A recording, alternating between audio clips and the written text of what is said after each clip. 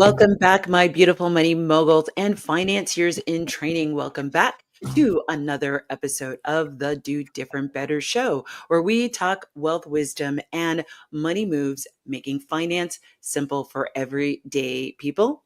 I'm your host, Elaine Rasmussen, founder and CEO of Social Impact Now and Connect Up Institute, as well as managing partner of the Integrated Capital Fund. I am so excited because what I have for you today is another amazing guest that I know that you're going to love and you're going to learn a lot from. And what is today's episode? We are actually going to talk about inheriting wealth. What does that mean? What does that look like? What are some things that if you are deciding to provide an inheritance, what are some things you need to think about? But also thinking about as the inheritor, what might be some of the things that you've gone through, that you're going through, and how can you navigate that process as well as that emotional journey just a little bit better with a little bit more confidence and you leveraging that to find your purpose and impact. And on today's show, I have an amazing guest, Chase Collins. Chase, thanks for being on the show today. Thank you for having me. Happy to be here. Great. So before we get into it, let me give you a little bit of background on Chase. Chase Collins is a certified master life coach and founder of the Trust Fund Coach, where he helps inheritors navigate the often overlooked challenges of wealth. With firsthand experience growing up around generational wealth, his work is dedicated to helping trust fund recipients move beyond guilt, confusion, and societal expectations to build lives they truly love. Through coaching, speaking, and content creation, Colin provides clients with the emotional and financial complexities of inherited wealth. His approach blends personal development, financial literacy, and identity work, giving inheritors the tools they need to make confident, values-driven decisions. He challenges outdated narratives about privilege and wealth, helping his clients shift their mindset and take ownership of their future. And don't forget, he is also the author of Trust Your Trust Fund, and we're going to talk a little bit more about that later in the show. But first up, Chase, what's your earliest memory of money? Yeah, good question. I would say it was more of kind of the big tragic event in my childhood, which was my father passing away. And I was 11 years old. I really had no concept of money before then. And then there was this weird shift of money stress and consciousness just because our family was, up to that point relying on his inherited wealth, his family money. So once my mom was a single mom, it kind of shifted us into a whole new consciousness and situation. And so you say that you grew up around generational wealth, but what were some of the seen or unseen or unspoken messages that you started to see? Particularly, you went from a nuclear family to having a single mom. What might hmm be some of the message you got about money and identity as a result of that, yet that life-changing moment? Yeah, I would say silence around money and the we don't talk about it is something I definitely saw and felt a lot and experienced. And then identity tied to what you have instead of who you are. So that's really kind of what I noticed, especially going from, my mom and my dad living off of the family wealth, and then he dies. So there's a whole new dynamic. And yeah, so it was both sides of the coin. What were some of the shifts in the dynamic? Like, what was it before? And then, like, how did it shift and change afterwards? Well, she was primarily a stay-at-home mom, and then were going through a separation. So once he had passed away, she had to work and pay the bills, paycheck to paycheck. So, but yet I also had this brief understanding that I had a trust fund and my siblings had a trust fund, but we didn't really know what that meant, right? And so then all of a sudden at 12 or 13 years old, I'm emailing a trustee, and it was a weird experience. And did you know the trustee? Was this somebody who had been in your life, or is this like a brand new person? You're like, I don't know who this person is. I don't have a relationship with this person. What was that like? And did your siblings have the same trustee? Yes. So it was one of our uncles, and so it was someone we knew, and then also additionally, like the financial advisor that had been, um, set to us. And so yeah, there was one aspect of someone we didn't know at all, and then our uncle who, um, you know, it that kind of introduced and made me aware to a whole layer of this onion, which is family dynamics and how inherited wealth and money and family business impacts family dynamics and relationships. And what were some of the family dynamics that you saw shifted as a result of your dad's passing and now your mom stepping into not only this decision-making role, but also caretaker role and having to navigate, I don't know if it was for the first time, but maybe first time in a long time of employment and just all of that comes with that and you know, as a previously stay-at-home mom. Yeah. Um, what was the first part of that question? I'm sorry. Yeah, no, that's okay, that's okay. So, like, what were, like, some of the dynamics that you saw that, like, Oh, the before and after? Like, how did things shift? yeah. I mean, I think there was like a mindset and like abundant kind of an abundance mindset shift that happened there because we were kind of living in full abundance. And then I think being the oldest boy son, a lot of her money stresses and overall stresses with taking care of the kids kind of fell onto me. um, so that for sure. And then yeah, I think that, it was an interesting experience for her to be living paycheck to paycheck and working and grinding hard. And then us kids kind of knowing we had money waiting for us, the second we turn 18. So I think this is really great to understand because so many people assume that inherited money means instant freedom. You're like, yay, woohoo, right? But you were, like, as you were saying, 12, 13. But Hmm. you've said it can bring guilt and pressure and even shame. Like, where do those feelings come from? And what did they look like in your life? And, yeah, what did it look like in your life? Yeah. Guilt and shame is something that I really saw my dad struggle with. He was, if you knew my dad, you loved him. He was the coolest, funniest, most humble guy.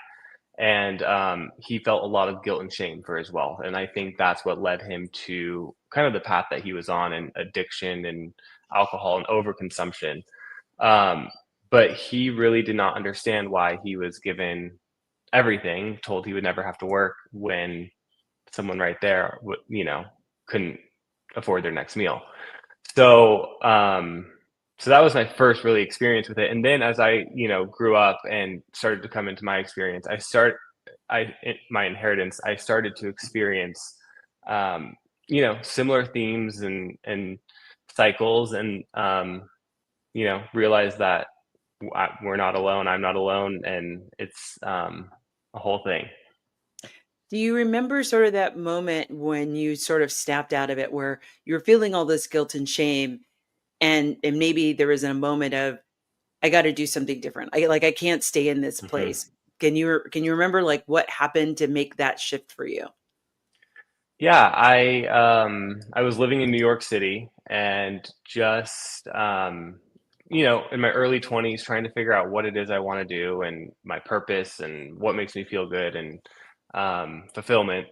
And it was just this low point of spending way too much money on things that did not matter. New York City is an expensive place to live. It's very expensive. Um, yeah, and then just kind of starting to have to face reality. And I always say the biggest blessing with me and my siblings and our generation is we have to work, we have to figure out something to live for the rest of our lives, where my dad was told he would never have to work. We're fifth generation. So Mm. um but yeah, that turning point really was just like huge credit card bills and like not making money, not feeling fulfillment, not on a purposeful path. And yeah. And so when you think about it was very clear that, you had to work. Was your dad necessarily told not to work, or like, with some, especially if you get to a certain socialite level, even if you want to work, you're not allowed to work. Is that Right. something that you feel like your dad experienced? I he would dabble his feet in a few things here and there, and a business here and a business there, but it was never something super consistent. My family and I always talk about how the best thing he could have done as far as work would be like a PE teacher, because that was my dad. Like, Mm. he would have touched so many lives. He loved kids. Kids loved him. The impact he would have had, like, with that meaningful job. Um, and a part of me wonders if there was some sort of family, I, uh, this unspoken family expectation, which is something you do often see. Um, and because you you know when you come from a wealthy family, they might have these crazy expectations, or standards, I should say. Yeah, one of my favorite movies, I think it's the Philadelphians. It's way before your time, before my time, but it's a great Hmm. movie with Paul Newman, and the mom gets pregnant. Like the dad, at the day after they get married, the husband dies, and she ends up spending the night with a longtime friend, gets pregnant, and but she, as the kid is growing up, she is able to keep the name of the family, but the family's like, Hmm. you will not have any of the family money. And so part of Hmm. her psyche is, I can't work, like I can't have this name and work. So Interesting. she's also like, so she's doing all this volunteering and she's not working, but she's struggling because she's trying to maintain this image that goes along with this name that she's Right. inherited, knowing that she's not getting any of the money, but that her son's going to have this money from his trust fund to be able to go to college and things like that. Yeah. So I definitely see some of those kinds of, I hear some of those themes in your story.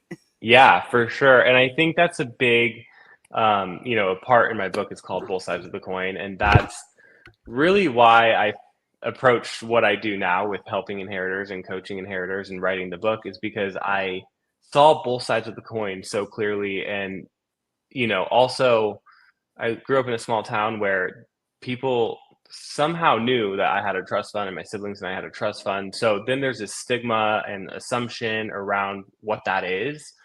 And like, the average trust fund in America has about $280,000 in it. So there's all this stigma and assumption around it. And yeah, I was living this, like, both sides of the coin, and then on top of that, like, realizing the emotional and logistical struggles of inheriting, or you know the guilt, shame, isolation, or family dynamics and expectation. Yeah, because I'm sure that people, especially when you're talking about 17, 18, 19, 20-year-olds, especially you grew up in the social media generation, right? So I'm sure there Hmm. were this, oh, like, why aren't we flying and going off to like Paris like tomorrow for Hmm. lunch, right? You're like, this isn't how it works, Yeah. right? Because you have to, and tell me if this was your experience, like you have to go to the trustee, you have to ask for money, right? That's Hmm. like that's part, I think, the logistical parts that you're talking Hmm. about. It's not like you have an open checkbook and you can just like make it rain, Yeah, right? totally. It's tied up, and you have to make requests, and which is a whole experience in itself. It's like you're asking someone to borrow. It feels like you're asking someone to borrow money, and that's an experience that most inheritors have, is that it actually doesn't feel like theirs. Right, because you don't, it's not like you can go to the bank and just ATM it, and but the Yeah. perception is around you, particularly with young people, and I think particularly because of social media, you do see some uber wealthy children or young Yep. people who actually do have some of their own money, right? That, Hmm. maybe they were even though their parents are wealthy, they were child actors or they're content creators, and so they have some money, and you see them jet setting all over the world. So it Hmm. gives us, for I can imagine for you, you're like, okay, that's this image that's out there, Yeah. but that's not my life. Totally. And just like having like the fact that my father passed away, I didn't like have like it was all on me. So like my whole financial everything, like if I were to grow this trust fund into $1 billion or if I were to lose all of it, that's on me. So, Mm. that was like a moment when I was in New York running around in this almost socialite, like rich kid, New York City, Manhattan, and just trying to keep up. And I was like, what is the difference here? And all these kids have their parents, their rich parents, and I'm like over here, funding it myself, literally getting the bill, getting the check, having to pay the credit card bill, and deal with the logistical things and bills. And so, so many blessings, in it. And yeah, But also it's, no one talking you through, okay, here's a checkbook. This is how much yeah, you have. Like, let's think about what your expenses exactly. are. Let's think about what's the cadence and the scope and the scale of your requests that you need to make. Like Hmm. when should you make them? How should you make them? Like you said, you were like basically emailing a stranger that you didn't know, as far as the money manager, and thinking about that's a whole nother language of like you've got this portfolio, right? Of like Yeah, assets. Maybe there's stocks and you're like, I'm 17, 18 years old. I don't know what a stock I don't know what a totally. stock is, right? Yeah. Did you experience some of that? Oh, absolutely. All these terms and, official ways of business, really, that you are learning on the go. And taxes, too. Taxes were a big one that, like, because my dad had passed away, it's like I'm dealing with taxes and stuff from his, when you're working within an estate, too, or in an estate, it's, there's so many dynamics and layers. And um, yeah, All right, and trying to just navigate that and understand that. So, just to give the audience some frame of reference, when yeah. we talk about your inheritance, are we talking six figures, seven figures, eight figures, just so folks can understand the scope and scale of what we're talking about? Yeah. It's like couple seven figures, like low seven figures. Okay. Um, and and the biggest blessing that my grandmother did as well was we're the youngest of many, it's a big family of many cousins, and she kind of saw how my dad's generation and my cousins um, went and what they did with their money and when they got it kind of in big chunks. And so what she did for me and my siblings was structure it in a completely different way to where my first distribution was at 21 and then they will go until I'm 40. So it's very, very spread out. It's all in the market. And when I turned 21, that was a big kind of epiphany moment because I was working full time, making great money for myself at an art gallery, Yeah. and I was about to get hundreds of thousands of dollars, and um, I didn't know what I was going to do with it. I would have went and bought designer and a Range Rover or a G wagon, like literally. That's what I was like, and lucky enough, I decided to put it all down on the house on a down payment, bought a house and just put it away, and it was the best thing I could do for myself because, luckily it was the right place and the right time. And it's, two times when I purchased it. So, yeah, that was a big moment in kind of realizing, making decisions, big decisions when it came to, um, you know, the distributions.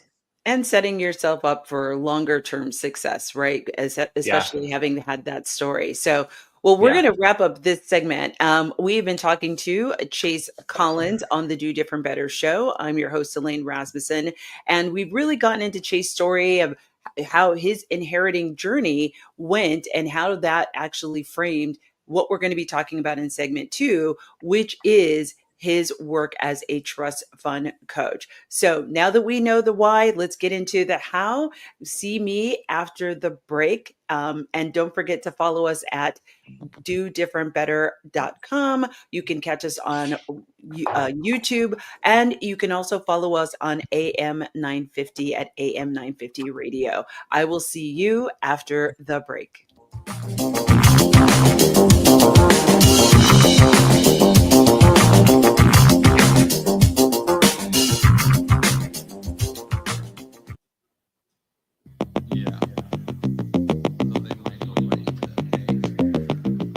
Hello, my money lovelies. It's so great to have you back on the Do Different Better Show. I am your host, Elaine Rasmussen, and we have an amazing guest. It is Chase Collins, who is the author of the Trust Your Trust Fund, and he is a trust fund coach. So spent the first segment talking about sort of his journey, his money story, and how suddenly inheriting his wealth, what did that do psychologically? What did that do? What were some of the logistical processes of managing all of that? And now we're actually going to get into like actually how he works with clients who are inheritors. So first, Chase, tell me about your clients. What are some of the things you hear when people actually come to you?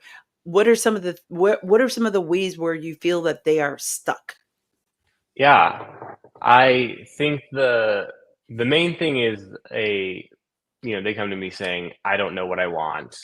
It's a lack of clarity, yet they have the resources to kind of do what they want and have too many options.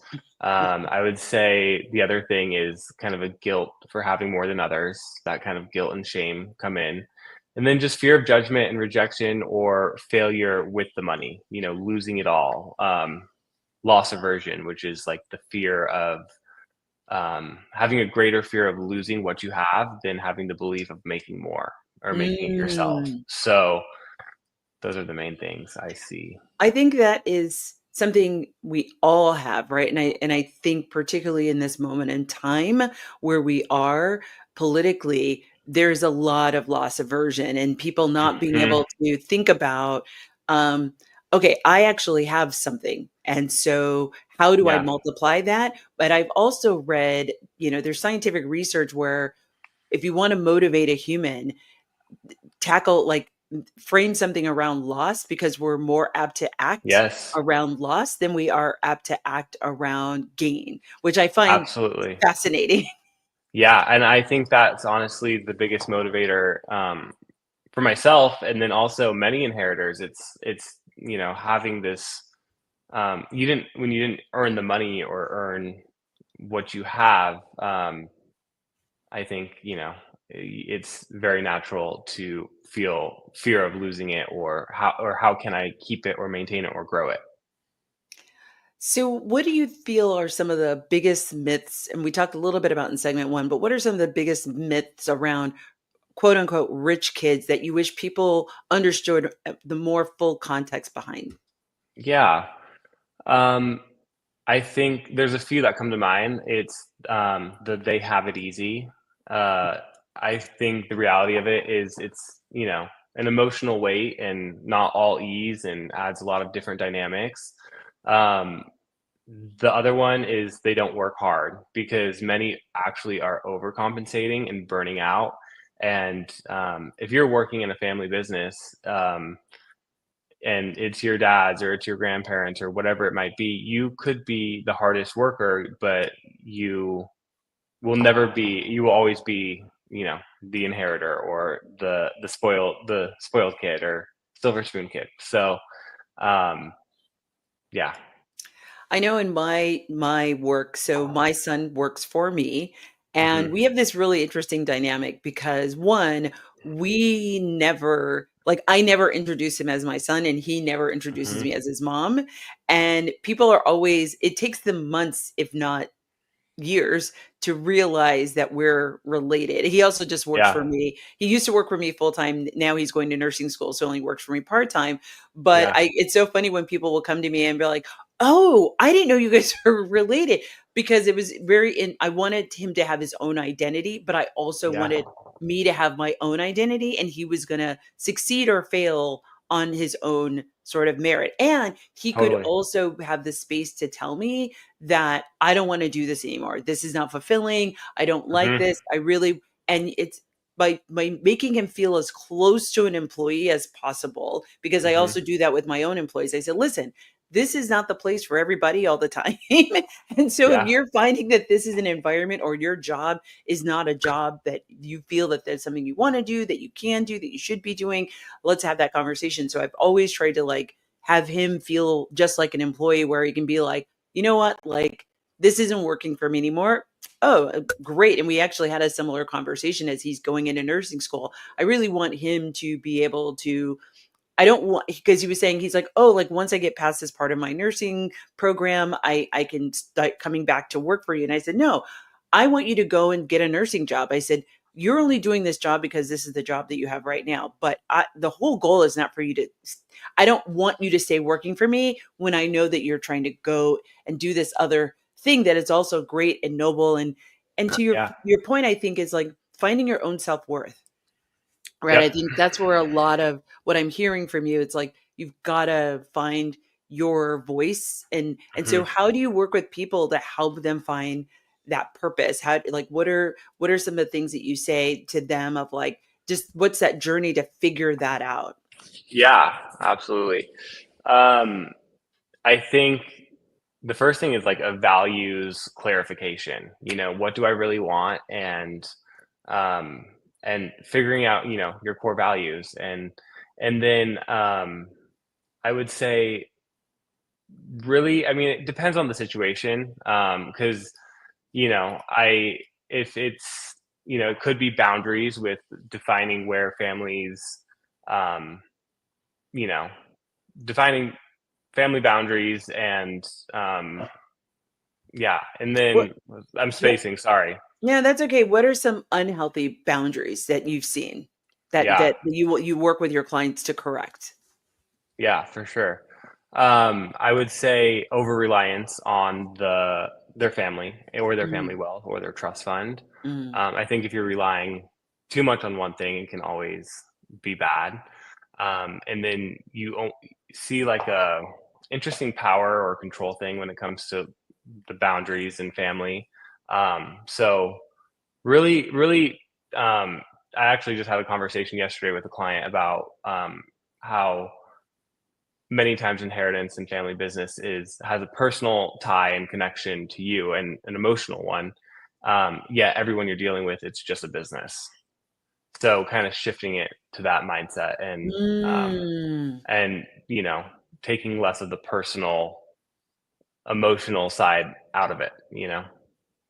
I think that's really valuable because and it's probably not it's easier said than done, right? Hmm. Because particularly in your case, you talked about like it's not like you got the inheritance and your dad was still around, right? Right. You got the inheritance because he wasn't around, right? Well, like Right. not but and so Yeah. having to figure out what does that mean and what does that look like. So what have you seen, or maybe some of the unhealthy strings that you've seen from your clients that um, the bequeathers or the givers have attached to the trust fund that you think are not necessarily the best?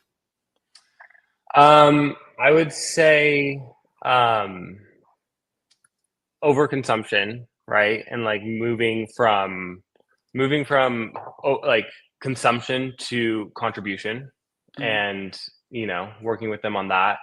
And then it could be like feeling this guilt and shame to always be paying, or an interesting one I recently worked with was this guilt to be um, giving, like to charities and stuff. And it wasn't anything out of like personal values or wants. Instead, it was more of like a vain, you know, um, societal expectation thing. mm. So what I'm hearing, and tell me if I'm hearing you right, of you're giving for the PR versus Right. giving because this is actually something that is important and valuable and meaningful to you. Right. Right. Gotcha, gotcha, gotcha, gotcha. So it sounds like you really focus on working on their mindset, and their Hmm. financial literacy. what are some specific tools that you use or that you give your clients to reclaim that agency over their wealth story? Yeah. I use kind of this self-coaching model that kind of really shows you your brain and how your thoughts affect your feelings and actions and results. So first teach them that and how to, break that down fully, and then, and then really dive into their values and their beliefs and what do they want and how do they get there. I think a really common problem is with my client is having too many options, right? So Mhm. kind of narrowing those down. What do you like to do? What do you not like to do? And, um, start to build the life you love. So I think this is a great segment to talk about having impact with your money. What does having impact with your money mean to you? And what do you think it can look like for their clients, for your clients? Yeah. I would say, having impact with your money is something I just said a minute ago, moving from consumption to contribution, and really contributing with, where you want to contribute and where you want to change the world. Because that's kind of one of the things I kept asking myself when I was writing the book and going through this whole process was like, what if every inheritor could like use their money for good and change the world in the way they wanted, felt they could. And it would change the world, one, business or charity at a time. And so, yeah, examples could be, philanthropy or businesses or investing in causes that align with their values. Um, and then I have a couple different exercises, pretty profound exercises that I run my clients through. So it's kind of this whole legacy mapping and impact goals, and then redefining ROI as return on impact. Mm. And um, and yeah, I love that. And we're going to dive a little bit more in that into segment three. We're going to wrap up this segment. We have just been talking with Chase Collins, who is the trust fund coach and is the author of Trust Your Trust Fund. We are going to be going into segment three, kind of really talking more about some of the practical and tactical things that whether you are looking to leave an inheritance for a family or non-family member, and what are some of the things you can start thinking about now if you know that you're expecting an inheritance or if you've just recently received an inheritance. So see us back after the break. Don't forget to like and subscribe on YouTube and Instagram at AM 950 Radio or at Do Different Better. I'll see you after the break.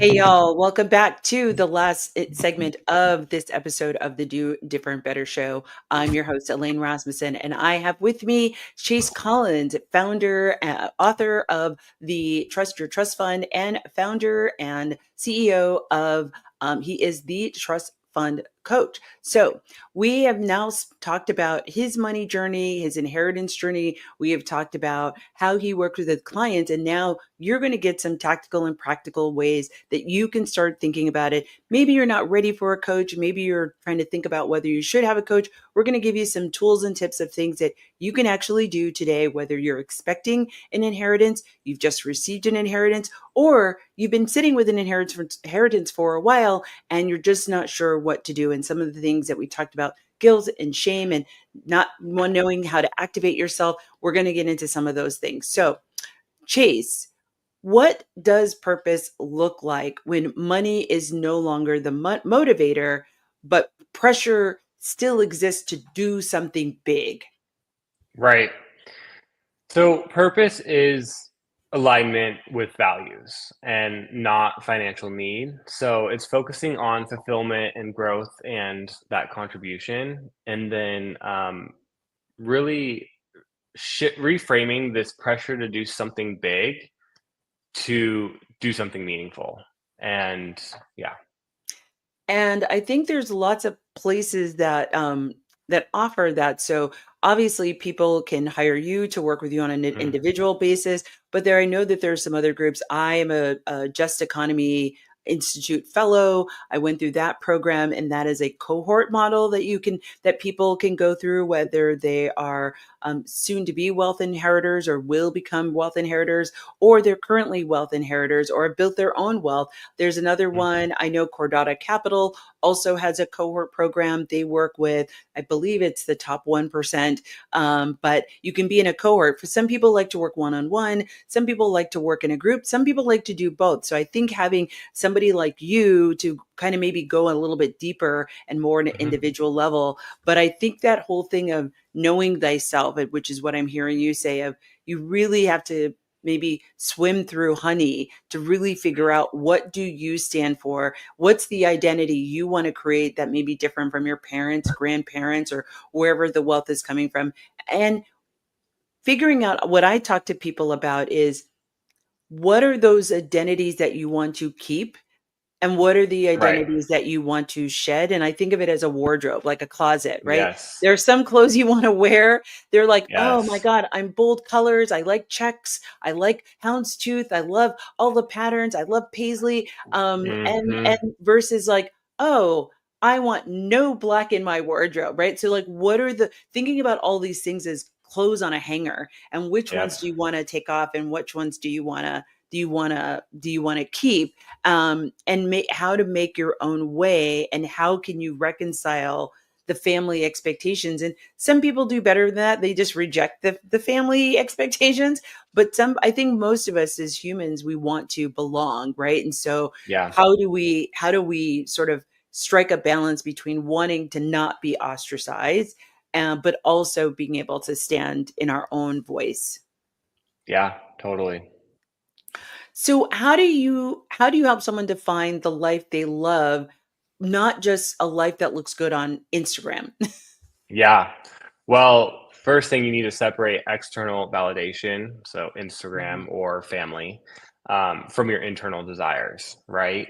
And then I would say you really have to shift from like the life you live, and like living a life to live and not one to perform, if that makes sense. Like, Yeah. live your life for you and don't perform. And there's a few exercises you can, I take my clients through to kind of do these shifts and separate that external validation. Different visioning exercises and purpose mapping, and yeah. And so when we think about reimagining the next generation of wealth inheritors, what would you want them to do, or what would you want them to unlearn now? Yeah. I would want them to know that wealth is a tool and it's not your identity. I would want them to use it to design their authentic lives and impact.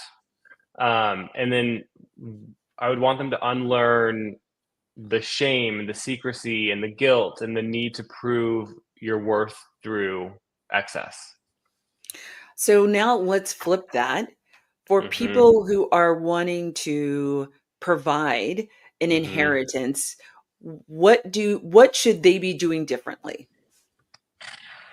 The biggest thing is communication, open communication, and talking about it, and not creating a weird stigma or shame or guilt or energy around it. And then teach financial literacy, the basics at least, and emotional literacy. I think that's where a lot of inheritors are lacking, is that emotional literacy. And then to anyone who wants to give, I would just say give with trust and not control. You know, Talk more about that. Just, I think, we've talked about it a bit already, but just how this automatically money puts weird power dynamics in place. So if one person's giving you something, and soon they could be holding things over your head or whatever it might be, and that also goes back to boundaries. But um I just, for myself, I know that once I have kids and building something for them to give, I would just want to give with knowing that I raised them right and I trust them, and they're going to do what they're going to do with it, or trust that, and not use it as a way to control anyone or get your way. What age do you, and you may not have an answer for this, but what age do you think let me ask it this way. What age do you wish your family had told you and maybe done some of that education for you, knowing now that you were going to lose your dad at like 12, 13?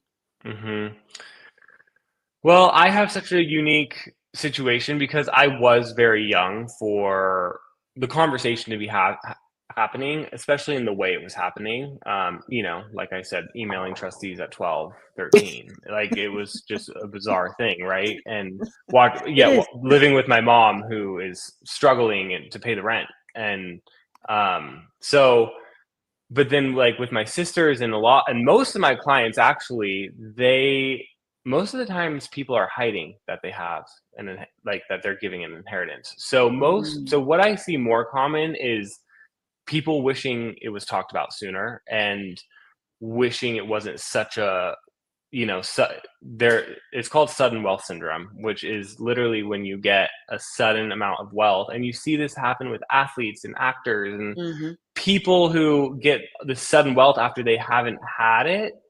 It creates all the issues that we've talked about today. And um so again, for me, my situation, I don't really wish they talked about it in any different way, or I don't think it could have been talked about in any different way for me, just because Right. of my situation. But like I said, for the most part, I think people wish it was talked about sooner and more openly. And yeah.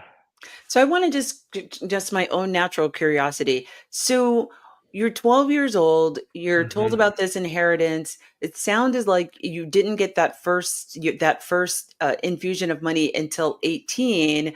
Were there stipulations of like, hey, this money cannot be used for X, Y, and Z? Yeah, so I actually didn't get my first big distribution until I was 21. Okay. But at 18 years old, I was technically, and as I was before I was 18, but yeah, it would provide for my cost of living and school. It really encouraged college, and it was written up to where it covers this, this, this, and this, which pretty much is everything. Okay. And yeah, it was just under someone else's control. And then at 21, 20, it starts to roll out and bigger. So were you helping your mom pay bills with this trust fund?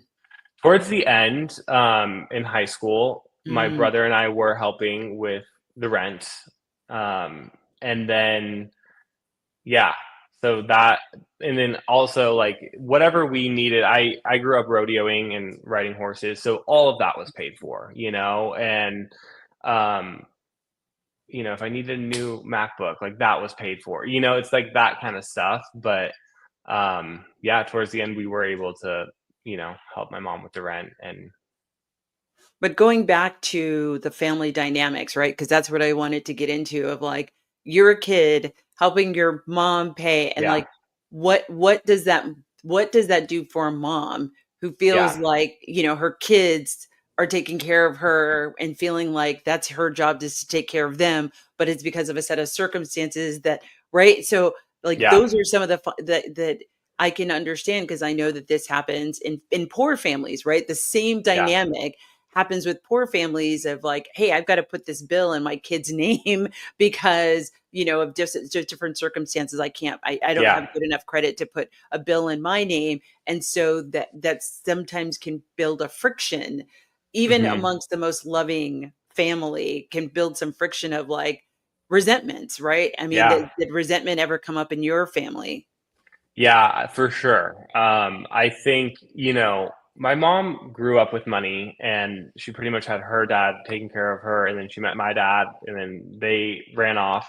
So she never had to worry about money, my mom. And she's an abundant person to this day. She is the most abundant giving person, right? So that kind of was her in the first place. But once, yeah, I think there was some resentment, and her mom has a lot of money, um, different money story than it's kind of the total opposite Mm. money stories. My dad's mom grew up in the most amount of wealth, and she grew up in the least, and so I felt some friction and tension or weird dynamics maybe creep in on that side of the family, um, and yeah.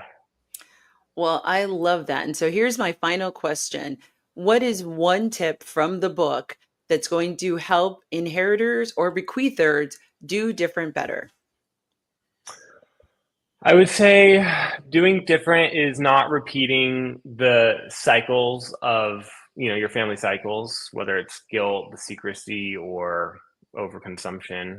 And then to be better, it's really aligning with your values and impact, and um, as an inheritor, aligning your wealth with your values and impact. And then the one mindset shift I would say is wealth isn't the problem, it's how you choose to use it and be with it. I love that. That is a great note to end the show on. I want to thank you, Chase, for being my guest on the show today. This has been an amazing conversation. Thank you. Thank you. I've enjoyed it. Awesome.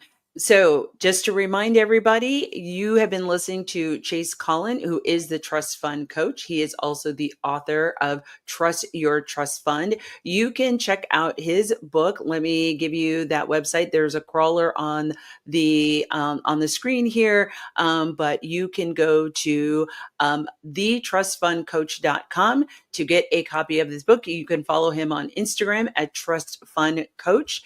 And don't forget to like and subscribe both his channel and mine, Do Different Better. And I can't wait to see you next week. We've got Eric Boatman on the show. It's going to be another fabulous episode getting into some great things, talking about family offices and investing and special equity opportunities. So I can't wait to have you back and talk more about this. I hope you enjoyed this episode. Be sure to share it with other folks that you are thinking about, or that you are that if you're providing an inheritance, or just other folks who who might be getting an inheritance and they're not sure exactly what to do. But be sure to share this episode. There's a lot of great stuff here, particularly around unpacking a lot of the guilt and feelings, whether you're an inheritor or not. But I can't wait to see you next week when I help you do different better. Thanks again. I'll see you next time.